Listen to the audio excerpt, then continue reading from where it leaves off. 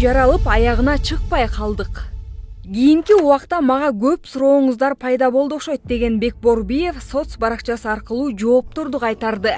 Анда ырчы өзү менен чогурдаган кыздын колун сурады деген видео, клип учуру болгондугун айткан. Ошондой эле мурдагы менеджер кыз да клипке тартылганын, видео интернетке эрте чыгып кетип ызы-чуу жаралгандыктан клип акырына чыкпай калгандыгын билдирген. Жакында азыркы ырчыбыздан дагы жаш кыз дуэт ырдайт. Сахна ушундай иллюзия, жүрөккө жакын албаңыз деген.